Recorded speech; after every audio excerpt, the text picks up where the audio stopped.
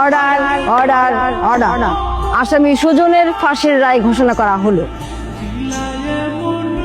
Sir এত কিছুর বড় জিজ্ঞাইতেছেন যে মানুষ বাঁচে, আমি তো স্যার এই কবে মরে গেছি স্যার। আমি তো বাচ্চা নাই, বাচ্চা আছে আমার নিথর দেহটা। স্যার আপনারা যখন এই নিথর দেহটারে ফাঁসির দড়িতে ঝুলাই দিবেন তখন না অন্য সব শেষ হয়ে যাব। আমি এখন ওই অপেক্ষাতে আছি স্যার। আপনার কি কি ইচ্ছা করে খেতে আমাকে বলুন, আমি চেষ্টা করব আপনার সেই ইচ্ছাগুলো পূরণ করার। একটা ইচ্ছা আমার আছে স্যার, এই ইচ্ছাটা আমি পূরণ করতে চাই। কি এই ফাঁসির আসামি আমার বাড়িতে নিয়ে আসতে কে বলেছে? আমি ওকে আসতে বলেছি। স্যার আমি তো মৃত্যু পথযাত্রী, আমার শেষ ইচ্ছা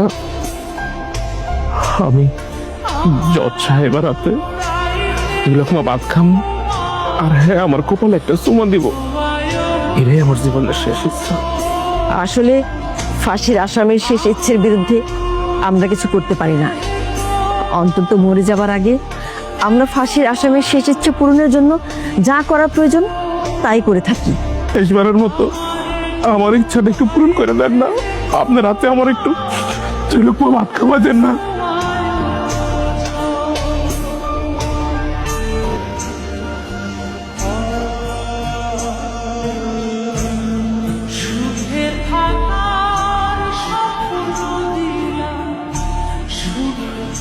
আমার একটু পানি দাও না মা।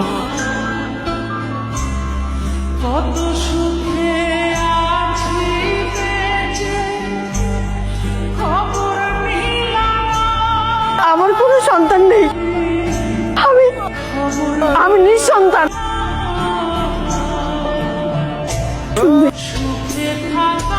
তুমি শুনলে কেন আমাকে মা বলে ডাকলো? ও ভেবেছে আমাকে মা বলে ডাকলে ওর সাজা কমে যাবে,